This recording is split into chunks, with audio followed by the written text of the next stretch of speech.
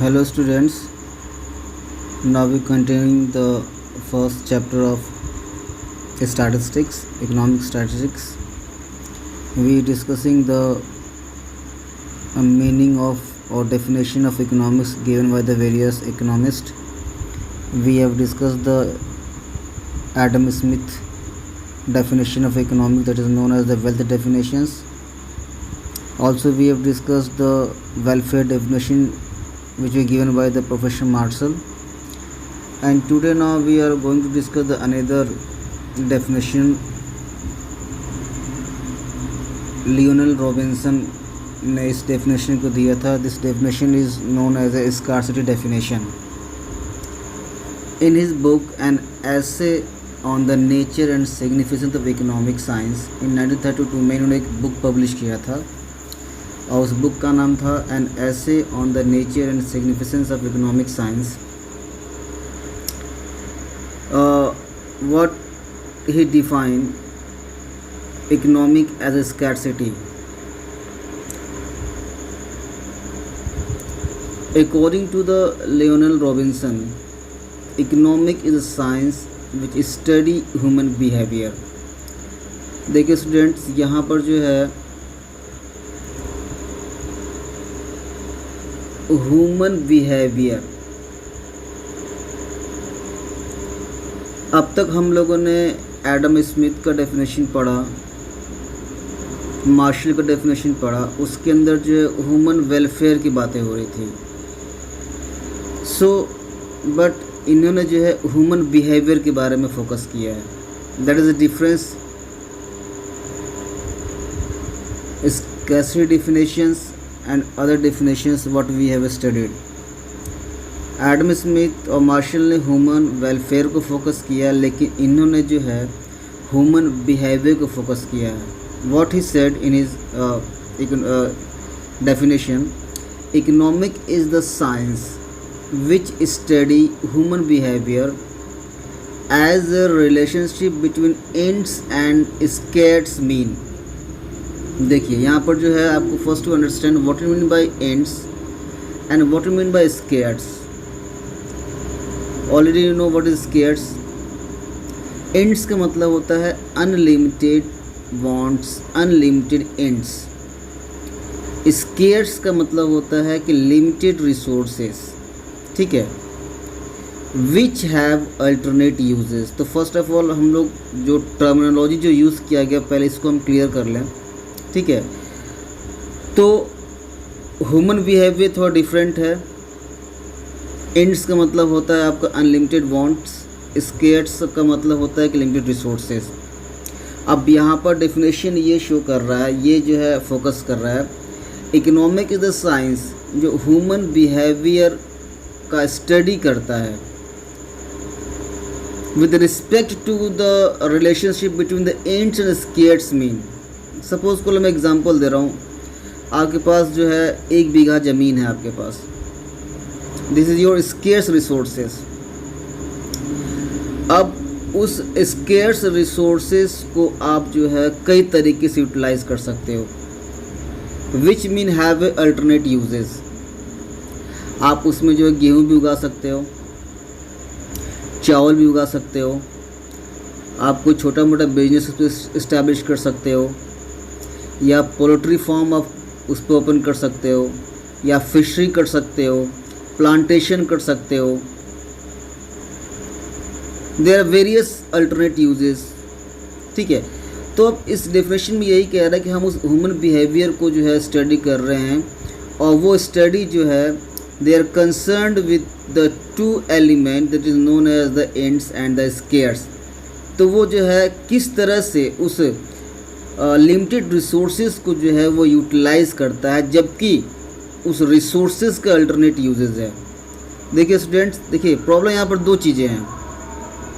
किसी भी इकोनॉमी के अंदर जो है 2 चीज़ें के मेन जो है 2 चीज़ होता है जो root cause of economic problem होता है. जैसे कि हम लोग माइक्रो इकोनॉमी में पढ़े थे कि unlimited wants, limited resources and the limited resource have a unlimited या फिर अल्टरनेट यूजेस. ठीक है, तो वही चीज़ यहाँ पर फोकस कर रहा है यहाँ पर कि जो स्केर्स रिसोर्सेज है उस रिसोर्सेज को जो है ह्यूमन किस तरह से जो है यूज़ करता है, जबकि even that scarce resources have a alternate uses. ठीक है, तो उसी के स्टडी जो है उसी ह्यूमन बिहेवियर को स्टडी करता है in relation with the ends and the scarce means and which have alternate uses.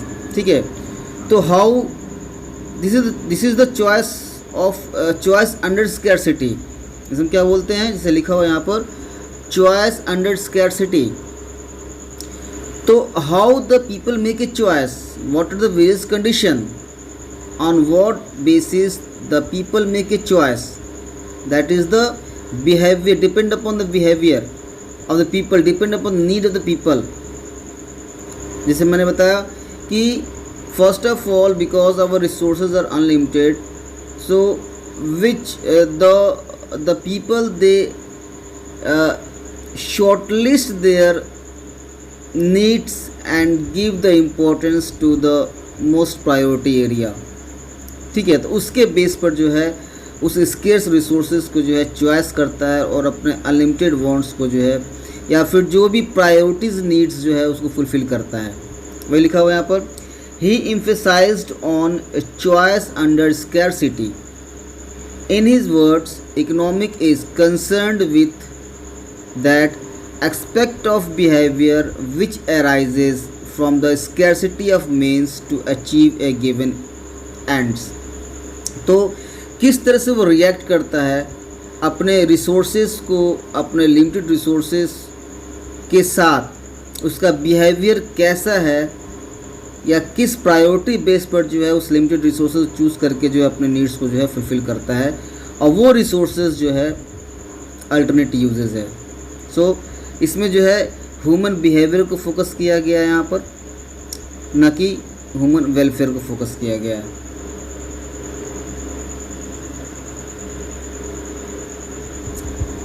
Okay, what is the feature of scarcity definitions.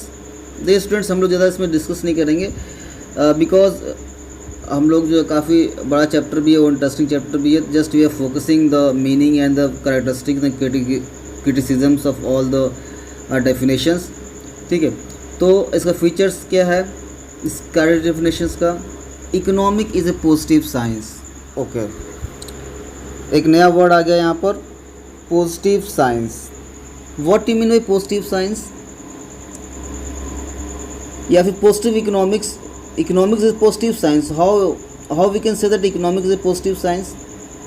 Positive economics as science concerned analysis the human behavior, that is known as the positive science। हम यूँ कह सकते हैं, it focuses on the fact and cause, facts and cause and effect behavioral relationship and include the development and testing of economic theory। कहने मतलब है कि जो भी डेवलपमेंट, जो भी जो है इकोनॉमिक थ्योरी बन रहा है, ठीक है, जो भी इकोनॉमिक थ्योरी का जो टेस्टिंग हो रहा है, ठीक है, तो वो जो है एक स्टडी करके, देखिए यहाँ पर लिखा हुआ है कि फैक्ट्स, मतलब कि फैक्ट्स क्या होता है भाई, हमारे पास जो भी फैक्ट्स है, कोई भी न्यूमेरिकल, कोई भी कुछ भी चीज़ हमारे पास है, तो वो फैक्ट्स जो है वो एक सर्वे के बाद जो हमको फैक्ट्स के पास, सपोज कर लो कि हमको पॉपुलेशन, जैसे देवरिया का पॉपुलेशन है, देवरिया के पॉपुलेशन में कितने परसेंटेज मेल हैं, कितने परसेंट फीमेल हैं, कितने एजुकेट हैं, कितने अनएजुकेट हैं, कितने जो है वर्किंग में हैं, कितने एम्प्लॉयड हैं, कितने अनएम्प्लॉयड हैं।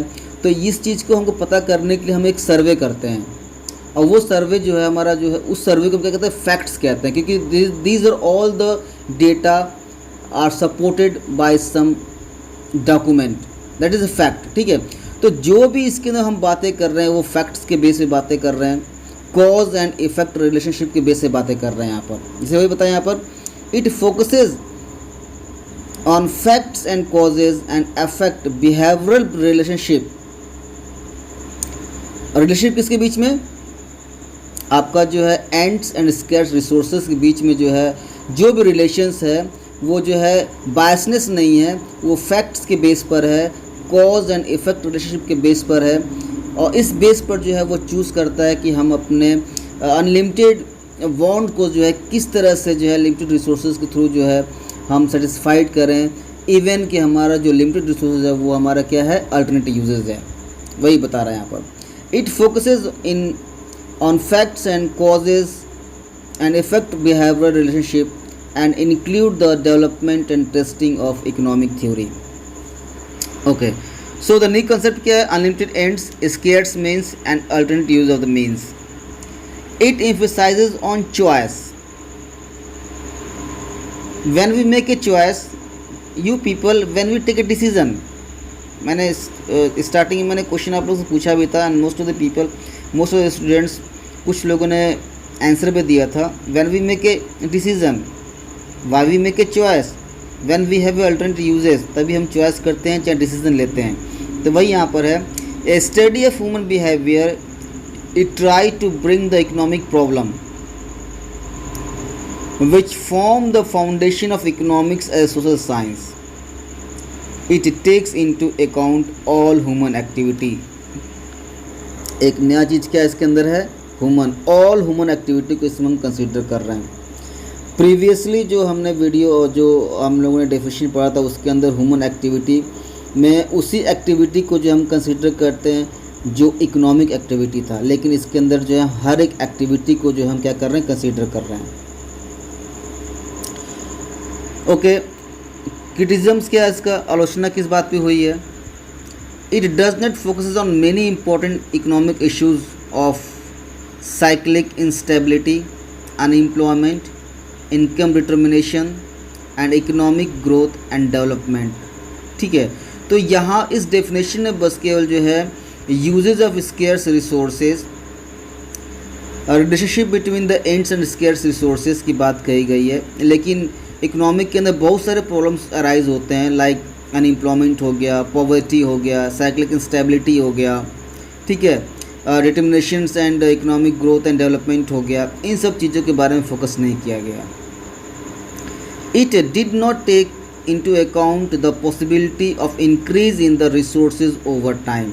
और दूसरी बात ये जो है, जो एग्जिस्टिंग रिसोर्सेज है उसी की यूटिलाइजेशन करने की बात बोला है इसके अंदर, उसी रिसोर्सेज के थ्रू जो है अपने जो है नीड्स को सेटिस्फेक्शन करने के लिए बात कहा गया है। लेकिन रिसोर्सेज को जो है इंक्रीज़ करने के बारे में कोई भी इंफॉर्मेशन इस डेफिनेशन के अंदर नहीं है। It has treated economics as science of scarcity only. इन्होंने बस के डिफ़ाइन किया है कि जो भी रिसोर्सेज हैं वो लिमिटेड हैं, मतलब कि हम उसको इंक्रीज़ नहीं कर सकते हैं।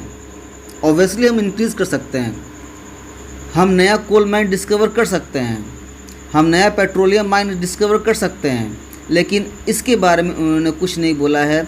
बस के बोला जो भी रिसोर्सेज अवेलेबल है वही रिसोर्सेज है, और वही रिसोर्सेज हमारे स्केर्स रिसोर्सेज है, और उसी को जो है हम बेस्ट यूटिलाइजेशन करेंगे और अपने नीड्स एंड वांट्स को जो है फुलफ़िल करेंगे।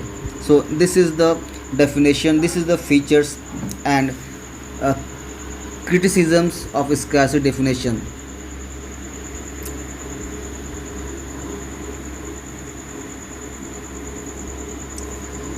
Next definition is given by Paul S. Samuelson, an introductory analysis 1948 में जो है इन्होंने एक definition दिया था इकोनॉमिक का, that is known as the growth definition since 1948. What he said in his definition, economics is the study of how man and society choose with or without the use of money.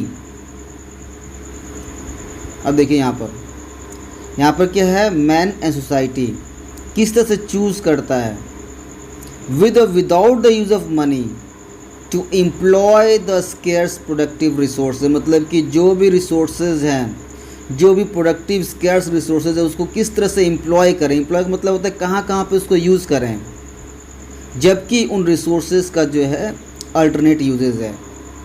Next is to produce various community over time. और उस scarce resources के help से हम जो है various community का production करते हैं एक लंबे समय के लिए over time, and distribute them for consumptions और उस प्रोड्यूस्ड कम्युनिटी और सर्विसेज को हम जो है सोसाइटी के अंदर डिस्ट्रीब्यूट करते हैं for consumptions now and in future among various people and group of society. And in future among, यहाँ पे नई चीज़ आई है यहाँ पर, and in future, in futures among various people and group of society. It analyzes the cost and benefit of improving pattern of resources allocations. देखिए अब यहाँ पे उन्होंने बोला है कि किस तरह से एलोकेट करें और किस तरह से जो है हम उसके अंदर इम्प्रूवमेंट लेके आएँ, एलोकेशन के पैटर्न में हम इम्प्रूवमेंट लेकर के आएँ, ताकि जो है रिसोर्सेज का जो है बेनिफिट जो है हर सोसाइटी के लोगों को जो है मिल सके। This definition introduced the dimension of growth under scarce situation। मतलब इस ये मॉडर्न डेफिनेशन भी कहते हैं इसको, इसमें इन्होंने ये भी फोकस किया है कि हम उस रिसोर्सेज को जो है कैसे ग्रोथ करें, इसके बारे में भी जो है इन्होंने फोकस किया है। और फ्यूचर्स नीड एंड वांट्स को के बारे में भी उन्होंने फोकस किया। बस केवल प्रेजेंट नीड्स एंड वांट्स को फुलफिल करना ही जो है इस डेफिनेशन का प्रायोरिटी नहीं है, बल्कि फ्यूचर के जो नीड्स और वांट्स हैं वो भी हमारे फुलफ़िल हो जाएं। इसीलिए जो है इन्होंने ग्रोथ की बात कही है। और जब हम अपने रिसोर्सेज को ग्रोथ करेंगे तो हमारा जो एग्जिस्टिंग रिसोर्स है उस रिसोर्स के हेल्प से हम अपने present need and want fulfil करेंगे। और ग्रोथ, जब हम रिसोर्सेज से ग्रोथ करेंगे तो हम अपने फ्यूचर के नीड्स एंड वांट्स को जो है फुलफ़िल करने में कामयाब होंगे। ओके, इसका कैरेक्टरिस्टिक्स क्या है? It is not merely concerned with the allocation of resources but also with the expansion of resources। जैसे मैंने आपको एक्सप्लेन किया, it analyzed how the expansion and growth of resources to be used to cope up with the increasing human wants। ठीक है, देखिए human wants तो day by day increase हो रहा है, लेकिन हमारा रिसोर्सेज जो है लिमिटेड है। तो किस तरह से जो है इंक्रीज़ जो ह्यूमन वांट्स है हम उसमें उस और अपने लिमिटेड रिसोर्सेज के साथ हम कोप अप कर सकते हैं, एडजस्टमेंट कर सकें। When we will able to cope up with our increasing human wants with our limited resources, when we are able to expansion and growth of the resources. ठीक है, it is more dynamic approach. Why it is a dynamic approach? Because with the increase the human wants we are talking about the growth and expansion of the resources. It considers the problem of resources allocation as a universal problem। ठीक है students, it focused on both production and the consumption activity। इसमें जो है production के साथ साथ जो है कंजप्शन एक्टिविटी का भी जो है इन्होंने जो फोकस किया है।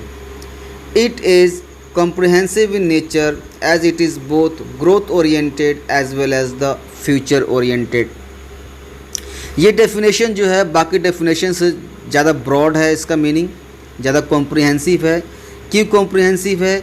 क्योंकि यहाँ पर जो हम एक सस्टेनेबल डेवलपमेंट के बारे में बात कर रहे हैं और फ्यूचर ओरिएंटेशन के बारे में भी बात कर रहे हैं। जैसे यहाँ पर लिखा हुआ है growth orientation, it is a very similar to the sustainable development. और अपने आप लोगों ने अपने प्रीवियस क्लास में पढ़ा होगा what you mean by the sustainable development.